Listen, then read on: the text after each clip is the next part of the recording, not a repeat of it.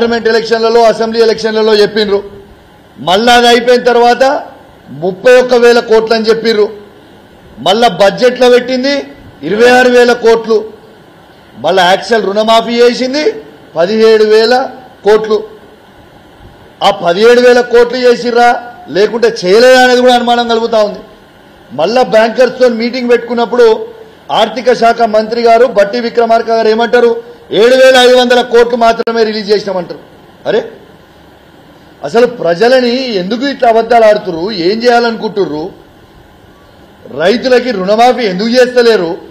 మీ మాటనే కదా మీరు చెప్పిందే కదా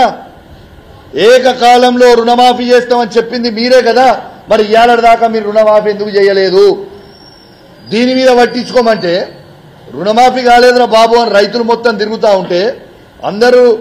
వాళ్ళ పేపర్లు జిరాక్సులు తీసుకుపోయి ఏయోలను కలిసి ఇబ్బంది పడతా ఉంటే వీళ్ళు చేసే పని ఏంటిదే వీళ్ళకి రుణమాఫీ చేసే మీద శ్రద్ధ లేదు సిపి గారు ఫోన్ ట్యాపింగ్ చేయాలి ఎమ్మెల్యేల ఫోన్ ట్యాపింగ్ చేయాలి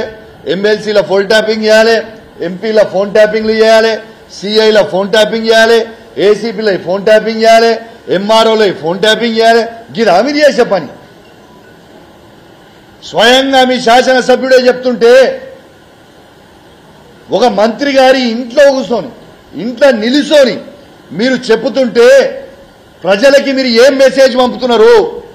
మీరు ఇద్దరు పోయి ముఖ్యమంత్రి గారిని కలుస్తారని చెప్పి నిన్న శాసనసభ్యులు ఏమని చెప్తారు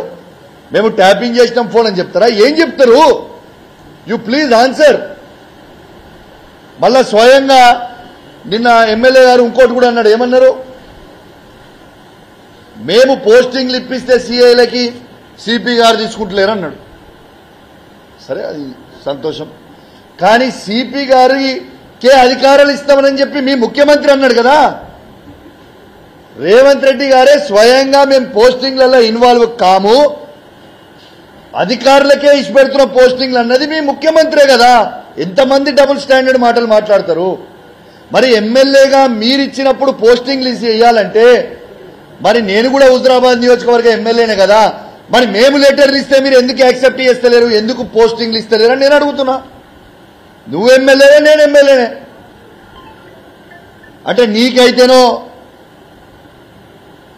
వ్యభిచారం మాకు చేస్తారో సంసారమా ఇదేం ముచ్చటనే ప్రతిదీ ఇదే విధంగా చేస్తా ఉన్నారు ఖచ్చితంగా వీళ్ళు ఇచ్చిన 10 కోట్ల రూపాయల ఎస్డిఎఫ్ కి కూడా అధికార పార్టీ ఎమ్మెల్యేల